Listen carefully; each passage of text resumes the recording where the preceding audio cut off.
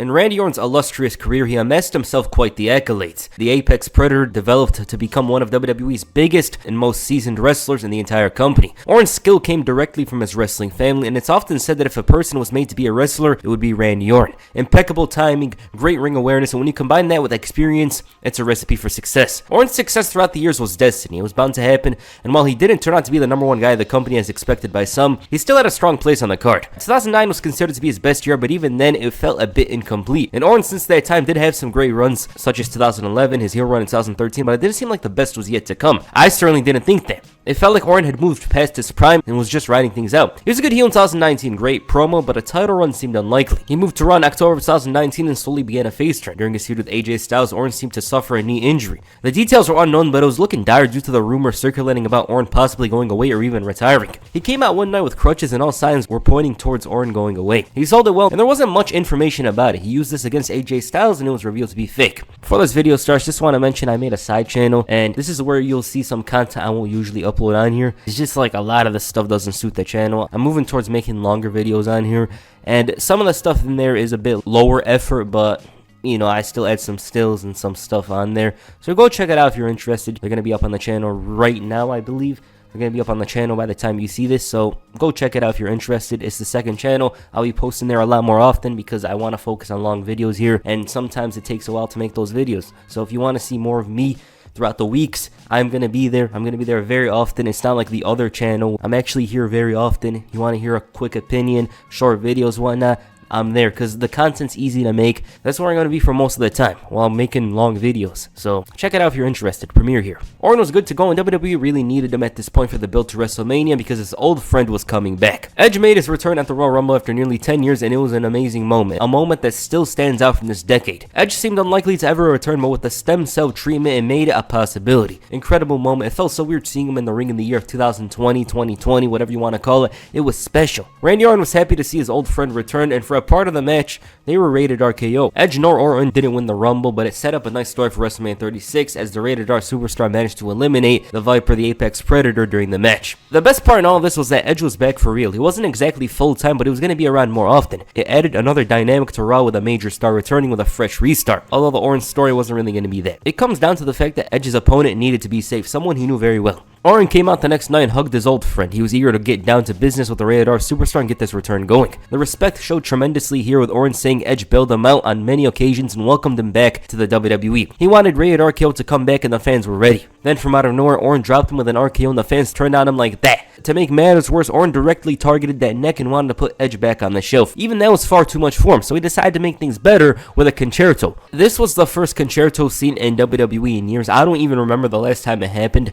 Probably 2008 or something like that. Orton's actions had certainly caused a shift in Edge's plans and derailed any potential chance of a rated RKO reunion, and in turn, he made himself a dead man walking in the eyes of Edge. Great way to start off the feud. I shilled for this back then a lot because it was straightforward. WrestleMania was 2 months away. Instead of doing that dry, oh, they might win the titles thing and affect other stories on the card, they went straight for the shot right then and there, and in turn, it gave everyone a reason to tune into Edge's return run. As for Randy Orton, this version of him felt more senseful but more calculating than his 2009 self. He was still logical as opposed to his 2009 self, but that also made him more dangerous in storyline. The following week, Randy Orton had no explanation. There was nothing to talk about, and he just walked away like he didn't do anything to Edge. So he tried again the next week. He admitted that it hurt him more to do what he did to Edge than it actually hurt him. Matt Hardy randomly interrupted. He had an issue with this, which is funny because of the whole Lita situation, but times change. Because this was one guy who said Edge should die in a car crash in storyline. He actually mentioned that they had issues in the past, but said that when Edge retired, all that hate went away. They share similarities. They love performing for the fans, and Hardy said he couldn't imagine this being taken away from him before he was ready. Orton tried to go for an RKO, but it didn't work at first. He managed to hit it the second time, all because Hardy was asking him why.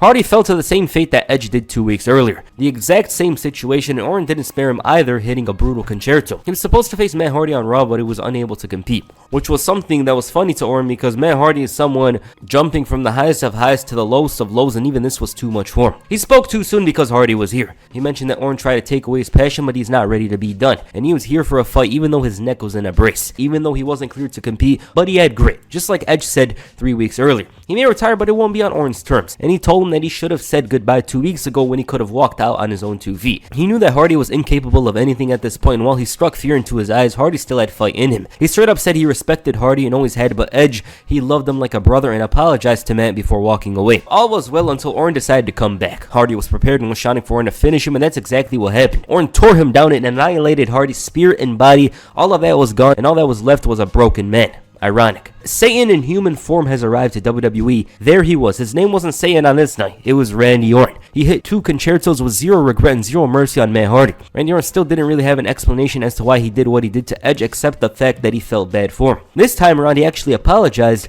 and said that his emotions have become unbalanced. Orton claimed to show remorse over the whole thing and apologized again before Kevin Owens came out. He thought everything Orton said was nonsense. He doesn't mean anything he said. Matt Hardy tried to get answers from him and he still didn't answer. If anything, he brutalized him, and Orton warned him not to go down that road and ask the question. Owens had plenty of love for Edge, which also translated to plenty of hate for Orton, who took everything from Edge. So he asked him once again, why did you do it? This wasn't the best question to ask a mentally insane Randy Orton of all people. Kevin Owens wanted a match for tonight and Orton accepted. It was on for the main event because Orton didn't want that in there. That match is full of drama involving Seth Rollins, the referee, and Kevin Owens didn't know how to navigate in the situation initially. Meanwhile, Beth Phoenix returned to give an update on Edge. It was supposed to be simply an update when Randy Orton came out. The Viper was expecting some kind of positive experience, but she called him an SOB. Phoenix was shouting at Orton and basically forced an explanation out of him. He told a story about how he came to the WWE back in 1999. Edge was the guy that came up to his father and told him that he had plenty of respect for him, and also told the 3rd generation Orton that if all things go well, maybe they'll work together. And that's exactly what happened.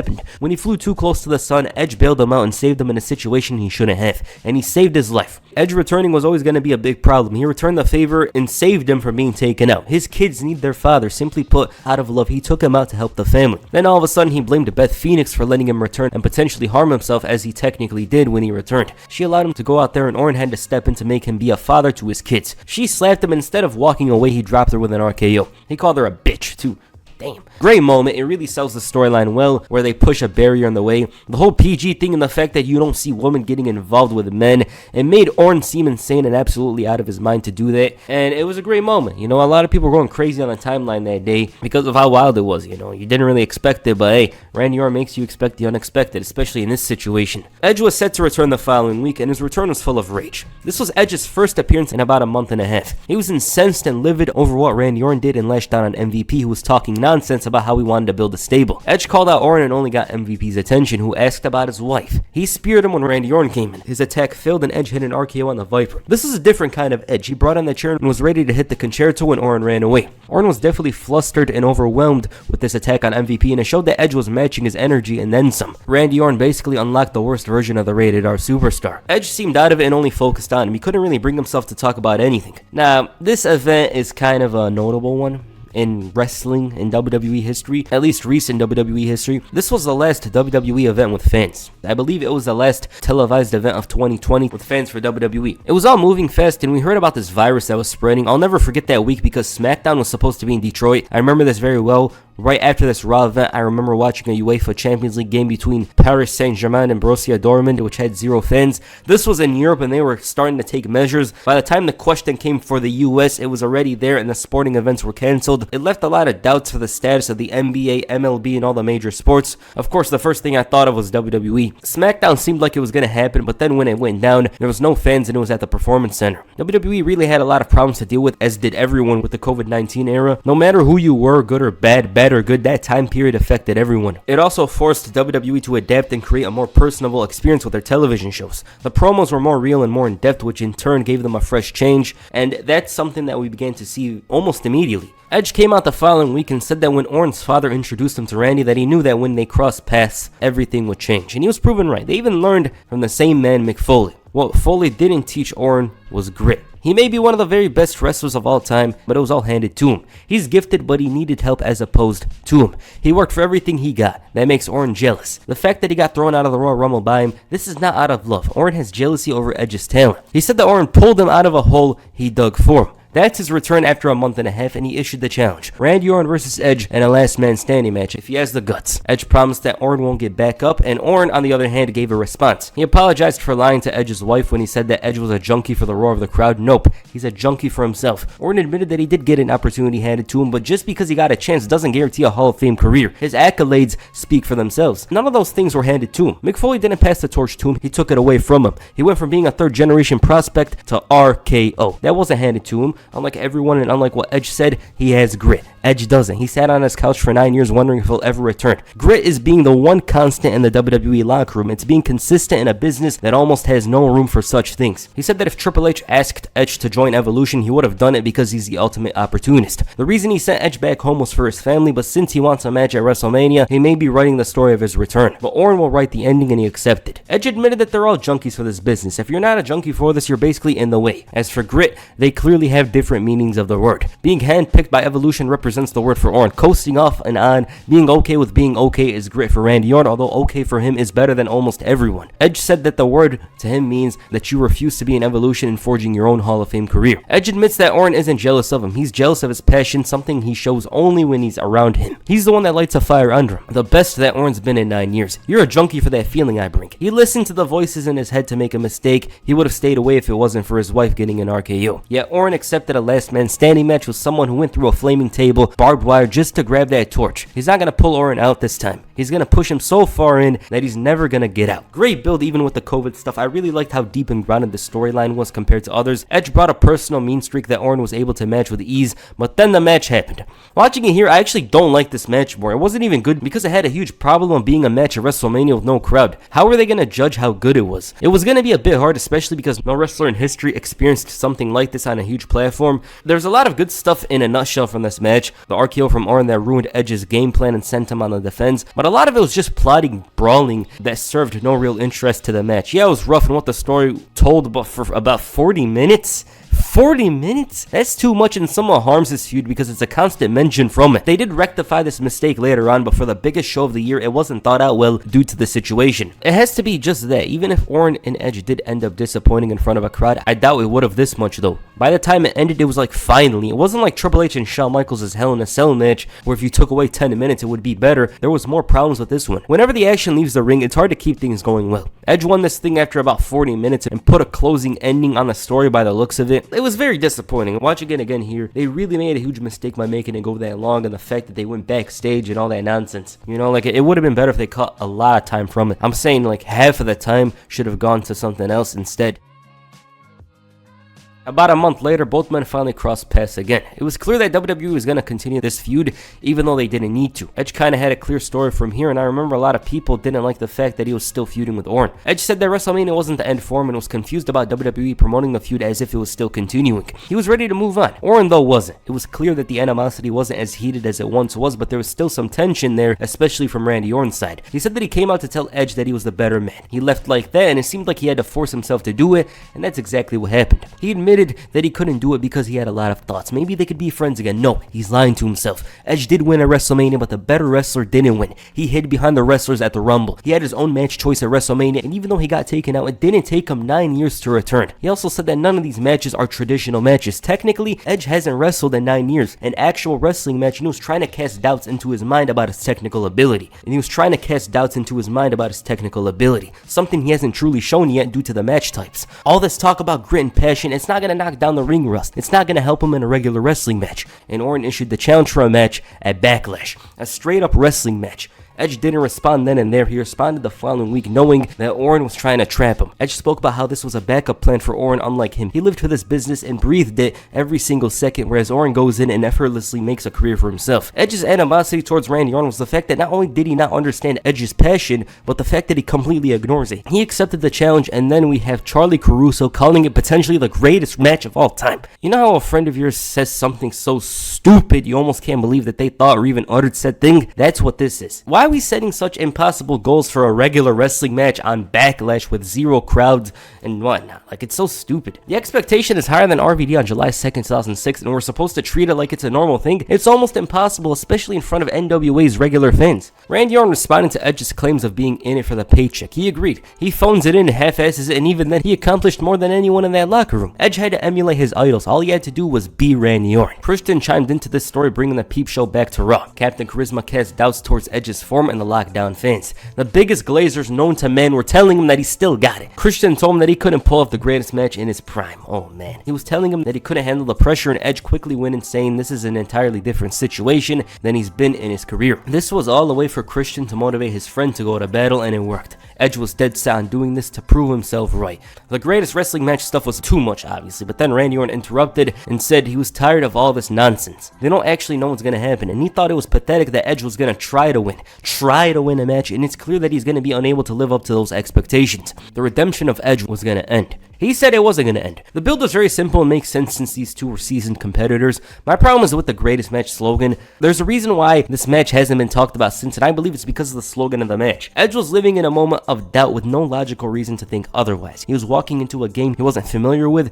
nearly 10 years since he last had a match, and he's going up against the most consistent and seasoned wrestler of the last 20 years, Randy Orton. Now, unlike the previous match, this actually over-delivered and had a very cool vibe about it. The COVID stuff forced WWE to be more creative with things and almost create a different type of universe for their product. This match and its first 2 minutes were already better than the WrestleMania 36 match. Personally speaking, and this is something I see on the channel, there's nothing better than a regular singles match. This match is a prime example of that because I could do without steel chairs, ladders, and all that. If I see athleticism and great pacing and storytelling, it will always be better than the other matches. I used to love those matches more when I was younger, but as time went on, I realized singles matches are on another level when they're at their best. This one probably did have retakes, and in some ways it does take away from it, but from the match I watched, it was amazing. It felt like a throwback match from the 2000s on steroids. You know the exact pacing of a 2000s match. The superplex is a high spot of the match that takes away a lot, the roll-up attempts, and the best way possible. This match was basically the best version of a Raw pay-per-view match in 2004, copied and pasted to this event. A highly competitive battle that intended to show respect to the wrestlers of old. They were trading finishers, stealing finishers, honoring other legends with their finishers, and other than the Dan O'Brien and AJ Styles match from that week, this was WWE's best match since March. An absolute world-class performance from both men. I almost have a problem with this match not being talked about often, because it had a very different vibe from the others. They worked very hard here. I shielded for it then, and I still do now. I was going crazy watching this live. The match was basically about the smarter wrestler.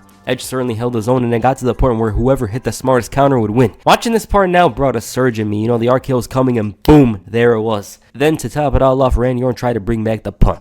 The match did get a bit cracked out here with the finishers, but then from out of nowhere, Orton cheated to win and hit the punt to score the victory. Great match. Orton got his win back, but also brought some controversy with it, as he didn't completely make good on his promise. Both Edge and Orton had a problem with the tagline of the match, but also saw it as a way to prove themselves as some of the very best performers in the company. This is what Orton had to say in an interview, and I quote, "What a stressful position to be in, but this is one of my favorite matches I've ever had. I'm very happy with this match, not only because of the pandemic and it was a weird situation to be in, but I feel like you can never have the greatest wrestling match ever, but given the shackles that we were put under, it was an uphill battle. We did everything we could to do our best, and we had the NXT crowd too. To be able to feel that here's these guys much younger than me, they're watching like, this is how it's done. There was a sense of pride in that too. Not only were we out there wrestling and working with no crowd and with the piped in noise and the little bells and whistles, but we had the NXT crowd. It was like class. Let's show them how it's supposed to be done. We took our time and we got everything out of it. It's one of my favorite matches. Unfortunately, Edge had to go away due to a triceps tear and was left sidelined for about 7 months. It puts their story on hold and in turn kind of ruined a lot, because everyone wanted to see Edge do something else with talent he never feuded with. Orton thanked them for lighting a fire under him and said that he forgot what it feels like to be the legend killer. He would have thanked them if he was here, but he's injured. Orton said he had to send him back to his family to be a father, and who knows, they might cross paths when he returns in 2029. Christian interrupted and called Orton a cold and calculated SOB. He said Edge isn't quitting and the story isn't over. When Edge gets his closure, it's going to be on his own terms. Orton couldn't believe Christian was ruining such an important moment. And once again, this wasn't about Christian. It never has, unlike Edge. The Apex Predator started to believe that Christian wanted one more match. Since he isn't medically cleared to compete, Orton challenged him to an unsanctioned match. He said that if Christian turns it down, then he's a coward. He was unsure of what to do, and we gotta mention that WWE 2K20 was out here for almost a year, and even the company knew how bad that game was to put up 2K19. It was horrible. An absolute abomination of a game. But anyways, Big Show managed to get him to accept the match, motivating him and also warning him of the challenge because Orton wants to hurt him. Christian was still too bothered by what Orton said, and even though he proved a lot in his career, he refused to be disrespected like that and accepted the challenge. Ric Flair warned him of what's ahead and said that Orton is almost unstoppable. One thing to mention is that they didn't really focus on their feud in 2011. Christian was one of Orton's biggest rivals in his entire career and somebody who in storyline and in real life brought out the very best in Randy Orton. It's kind of weird how they just didn't mention it. Ric Flair tried to help Christian, but since he refused, Flair low-blowed him, which left Captain Charisma open for the punt. Orton felt remorse, but also blamed Christian for being here. He was even asking the doctors to take care of him. Big Show got pissed at this and went after Orton. At this point, if you were over 40, Orton was going to make you his enemy. Ric Flair was going to anoint him the greatest wrestler of all time. Now, as always, Ric Flair had more to say about someone else than himself, which is somewhat shocking. He called Orton the greatest wrestler of all time. Orton was out to cement his legacy as the best of all time, and he did just that in 2 nights after taking out Edge and Christian. His voices are at rest now after realizing once again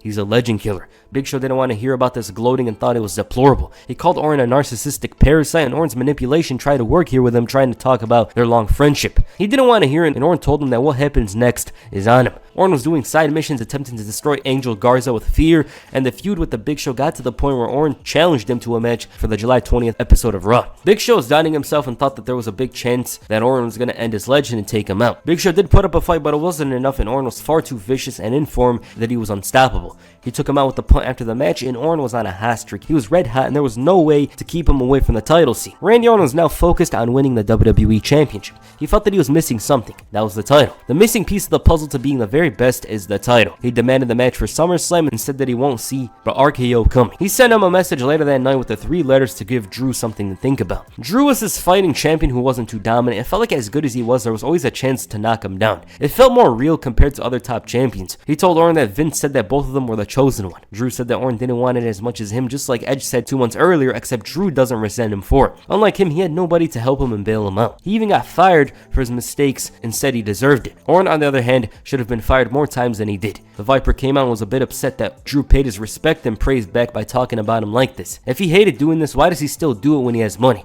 It doesn't make sense. He admitted that he should have been fired, but he wasn't because he's the chosen one. He's the most gifted athlete of his generation. He asked Drew to say one key opinion about him that hasn't been said by anyone before, an original opinion, so the champion said he represents everything that's wrong with the WWE. All that knowledge that was passed on to him, yet he isn't appreciative. All these leaders helped him, yet he couldn't be bothered to help somebody like him 10 years ago. He was gonna fight him for all the people Orton disrespected, and said that he will see it coming when he hits the Claymore. It didn't take long for Orton to add somebody else to the list. Randy Orton told Ric Flair that he had every reason to be pissed off at Ric Flair for making him face Kevin Owens. That shouldn't have happened, but even then he couldn't be angry at Flair. Orton told a story about how he loved and respected Flair in the past, but he doesn't like him anymore. He's a liability to his career. Ever since he took him under his wing, Orton realized that Flair wanted him to be the son he never had. Orton was looking at a man that wasn't there anymore. He said that the Ric Flair he knew didn't wear a pacemaker and that he's washed up. This is an important time for Orton, yet Flair was worried about himself. He admitted that he couldn't leave the spotlight and that he wanted Orton's approval. He wanted him to win the 17th title and break his record, and after being in intensive care for 31 days, he wanted everyone to know how much he loved him. They hugged, but then Randy Orton realized he's a demon. They even turned off the lights for this one. A great way to show that Orton has no boundaries in his way, no limits to his road to the WWE Championship. His character felt a bit deeper than 2009's in the sense of Orton used a lot of manipulation and explanation behind his actions. Back then, he used to talk about voices, he still did here, but not as often, and used a lot of reasoning behind his actions. It was a more refined version of his old self, and compared that with the insatiable habit of killing legends, it made for a great character. Orton, for as much as he evolved, he was always drawn to taking out legends, and that craving only increased tenfold with this run. Orton's actions left Drew at a loss for words. Drew didn't take long talking about his problems with Orton. They were constantly teasing Retribution, absolute abomination of a faction during the segment, and this ruined the segment, and Drew had another thing to focus on despite his match with Randy Orton at SummerSlam. Shawn Michaels came out later that night to talk about Ric Flair and Randy Orton's moment last week. He was upset with Orton's actions from last week and said that he didn't appreciate Ric Flair mentoring him on a daily basis. He told Orton that he'll see it coming at SummerSlam. He certainly didn't see this though, and boom, Orton with the RKO and the punt. Drew quickly ran out there, but he couldn't get to the Viper. Side note, I really like this version of the punt where he bounces off the ropes. It gives it more of a ferocity, surprise element to it. It looks rougher. Orton tried to attack Drew, but failed at first. He tried again and hit the RKO. See, you miss 100% of the shots you don't take. Okay, Randy Orton's 8 months of terror has reached its pinnacle. Amidst his epiphany of sorts, Orton has undergone a huge transformation or reversion into becoming a more seasoned legend killer. Orton utilized the best qualities of his older runs and combined them to regain his spot as the strongest and menacing villain in the entire WWE. But to truly ascend to the greatest level, Orton required one more thing: the WWE Championship. A long list of icons and legends in the industry has brought Randy Orton to his most important match, an opportunity to culminate this red-hot run with championship gold. This match turned out to be good and much better than with the Thunderdome. It was so annoying watching matches with silence, and I didn't even watch much of the shows because of it. It felt like a Prawn Hub show. This was good. They had some good spots throughout it, and there was a lot of uncertainty regarding the result. I thought Orton was winning. It wasn't too much of a surprise for Drew to win. It made sense because if you want to prolong this feud, you can do it by having Drew catch Orton off guard to win it. But it was good. You know, like, I really like this match a lot. I think it deserves to be talked about more. I believe Dave Meltzer rated it 4 stars. And I know a lot of you guys don't like Meltzer and whatnot, but like, Thunderdome match to get 4 stars, it's definitely good. You know, I actually thought it was a very good match. I enjoyed it at the time, enjoyed watching it here. Good stuff. Drew and Orton actually, they had very good matches together, and that would show during this rivalry. Drew said that beating Orton means he's the greatest wrestler of all time. It's jokes, Orton didn't enjoy any of it, especially the fact that McIntyre was so casual about things. To make matters worse, he punted the champion. He did it again, and even then, Drew almost got up. Orton came out later on and said that he's a man of his word. He promised to take out the legend of all those guys. As for Drew McIntyre, he saw it as an opportunity. Then as he's talking about himself, Keith Lee came out. He made his main roster debut and they took his song away. Of course, it's typical. Keith Lee was still red hot at this point. There was a lot of interest in him and it seemed so long ago. He wanted a fight, but Orton turned it down for later. The match happened later that night, but Drew ended up coming in and attacking Orton. This led to Orton punting him a 3rd time and suffering a fractured jaw. They had the match later that week at Payback and Keith Lee beat Orton in 5 minutes. It was a huge surprise that seemed to show that WWE was strapping the rocket on Keith Lee, but we all know what happened later on. Orton ended up winning a #1 contenders match to get a title shot against Drew McIntyre. McIntyre had a lot of issues to deal with due to Orton's punt, a fractured jaw, doubts about his status at the show, and the Viper thought that they should just hand him the title. Right when he heard this, the WWE champion came out and dropped Orton with a Claymore kick. Drew was vengeful and full of rage. He got him again later on, and at this point it was Orton who was being the hunted. Orton complained to Adam Pearce about this, and he told him he's gone. The Viper said his word means nothing, and he was right because later that night Drew hit a Claymore for the 3rd time. As much as I liked Drew's title reign, I think he would have been better if he was like this the entire time. Randy Orton was the one who was injured now. Since he was out and doubtful for the event,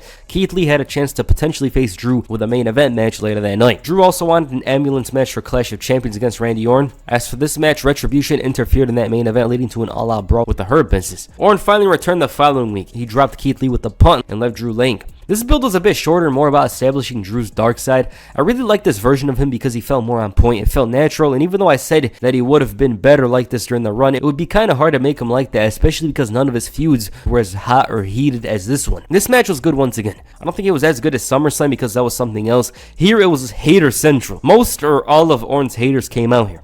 Big Show, Christian, and Shawn Michaels. It was a nice match that seemed to provide an end to the feud between both men. Drew scored the victory with a punt, and Ric Flair was the one that drove Orton off. Randy Orton's full of anger and contempt. He said that this wasn't over and said that Drew's got no idea what hell is. He thought he was already getting a title shot because he's Randy Orton. He walked away and Drew felt like defending the title. He did just that while Orton was in hiding. He's being extra with this one. Bro thinks he's Tom Clancy Splinter Cell. This is so goofy because the officials didn't even notice him and he basically took out all the legends. It's a funny moment though, you know? I'm not gonna lie, it's a pretty funny moment. The fact that he turned off the lights and used a steel chair. They were all staring at him like what the hell's going on. It was funny. Orton's bitterness allowed for him to seek retribution and in turn clear a way for his upcoming match for the WWE Championship. He called it the reintroduction of the Legend Killer and made sure to exact the same pain he felt in the dark.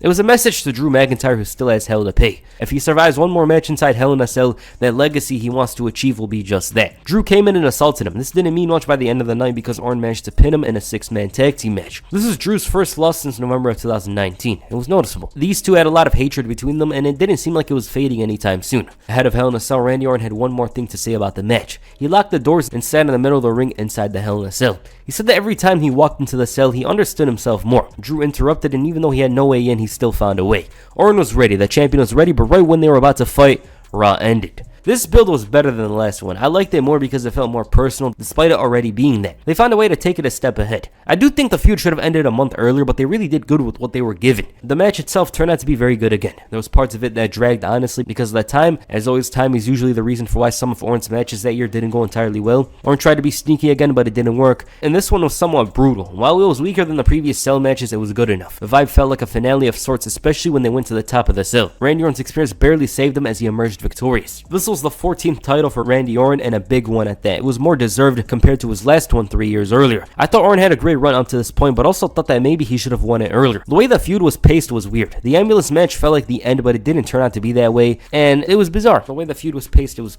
kind of confusing. It was weird. While Orton was riding on a high, the Fiend was lurking from behind. This was bound to happen, and in some ways in storyline, a major reason as to why Bray Wyatt became the Fiend. He was never the same after Orton burned a house down. He was invited to Alexa Bliss's talk show, many indications that this was leading to something. Orton was well aware of this, but then Drew McIntyre came out. He sent Orton running, but he sent him running straight into his former nemesis. It was so bad that he preferred to deal with McIntyre. This is the main goal of Bray Wyatt. Randy Orton was the one that wronged him the most out of everyone, and that ruined his original run. He was never the same after WrestleMania 33, and Orton was going to pay for his sins. It was a matter of revenge and redemption for Bray Wyatt. Orton was constantly being distracted by Alexa Bliss, who was coming out on behalf of the Fiend, and this was going to affect him in a big way later on. Then to top it all off, Drew McIntyre hit him with the Claymore and told Orton to give him his rematch. Miz even attempted a cash in, but Drew wasn't having it. Even when Orton returned the favor later on, Orton was surrounded by the laughs of Bray Wyatt. He made a challenge of sorts to the entire roster, and he was learning that this was a huge mistake. Money in the Bank, Drew, the Fiend, everyone was gunning for the champion. He was trying to get paranoid and erratic. Drew got his title match later on before Survivor Series. This was a tremendous match in the Thunderdome era. I really appreciate their efforts here. They kind of knew that as good as their matches were previously, they also had the task of trying to top it. It was a violent feud, and it needed a big ending. Adam Pearce changed the rules and made a no DQ after Randy Orton tried to leave after feeling the pressure. This kicked up the match a notch because the scenario allowed for it to match the feud. The match forced Randy Orton to increase his aggression and use his best asset, which he showed no interest in doing before the match. Orton had a crazy sell going through the table, his back was definitely feeling it,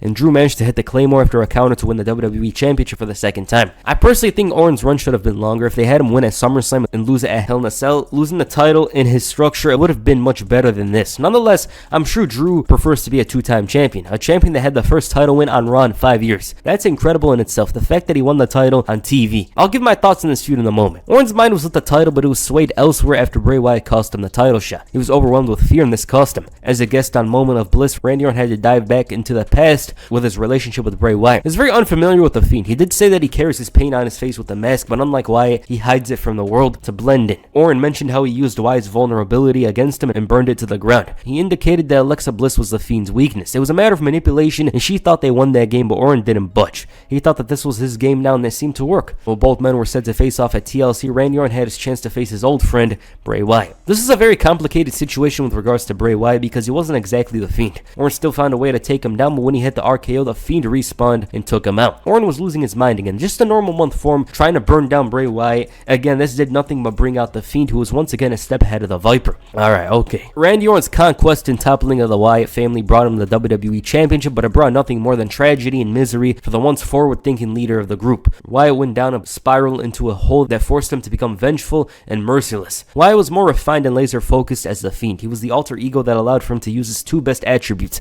the element of surprise and intimidation, and increase them tenfold to become the WWE's most feared villain. Randy Orton in many ways caused the butterfly effect that brought out the Fiend, but it was also his job to extinguish the fire, or ironically set fire on the Fiend to rid the WWE of such a monster. A burden that just might be impossible. Okay, this match saw Orton struggle to match the level of violence that the Fiend had. He was overwhelmed and absolutely out of his element. It was basically forced out of him out of necessity, and when he did win the match, it was because of the Fiend's mistake. He dropped him with an RKO while he was set on fire, and even though Orton was at a loss for words, he decided to become Randy Orton again and burned him, and the Thunderdome was on fire. It was crazy. This match was actually good though, I'm not gonna lie to you guys. This match was enjoyable. I watched it here for the video. I didn't expect to like it as much as I did. I thought it was good because I remember TLC, I didn't watch the whole show. I didn't watch the last two matches, so I kind of like didn't notice, but this match was actually good. It was enjoyable stuff. I liked it a lot. I thought it was gonna be like weak, mediocre, but it was much better than I thought it was, so yeah. Alright, that's Randy Orton's 2020. He had a tremendous year here, one of his very best years in his entire career, and it's something that is notable. When we look back on Orton's best years in his career, 2020 has to be up there. I personally think it has to be number 2 or even number 1. I do think 2009 was a bit better because not only did he win the title, he won the title, I believe, 3 times. Had some great stories with the likes of Triple H, Batista, John Cena, and yeah, some of those matches were disappointing, but as a character, Randy Orton was in form. He was something else that year, so I don't know. Like, I went into it thinking 2020 probably is his best year, but I'm gonna lean towards 2009. That doesn't take away from this year, though. He had a great feud with Edge, something that I really liked. I do think it was funny how they went in reverse with an intense match, then went to a regular wrestling match, but it had a lot of stakes behind it. The Legend Killer's return was incredible. I'm very glad that they actually brought back the character here for a short time. Orton was a madman. They mixed it with the Viper from 2009, and it was a great combination. Now, one of the most enjoyable parts of his year was definitely the feud with Drew McIntyre. Did it go on too long? Yes, but at the end of the day, I thought it did its job, and that's serving some good TV. I really liked that feud. Their matches actually delivered for the most part, and it's something that I'm glad happened. I actually think the matches were better than we expected. You know, like the matches were way better. Orton was on point. He was in form this year,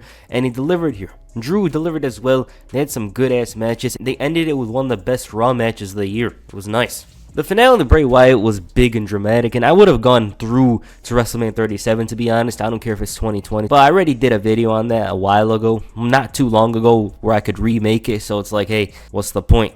That's the video, Bray Wyatt. Go check it out if you're interested. But yeah, Randy Orton here was on point. He was one of the very best wrestlers of the entire year. Probably top 5 for WWE. Not probably, it's definitive in my personal opinion. Top 5 for WWE. He was on fire. I do think like he lost some of that fire after SummerSlam. There was a certain aura with him around that SummerSlam time period where I think he should have won the title and walked into Hell in a Cell as champion, but it is what it is. Other than that, my favorite match here was definitely the greatest wrestling match ever, as they called it. I personally hate that nickname. You guys know that. I don't like that nickname, but it was a good match. My favorite from the entire year. Favorite promo is probably the one he cut. I think it's the first one in the Performance Center. That was my favorite one. It was very deep. I liked it. So yeah. Alright, what you guys think of Randy Orton's year? Please comment down below, and that's the first video. Make sure you hit the punt on the like button and perhaps the RKO on the subscribe button. Peace. I'm out.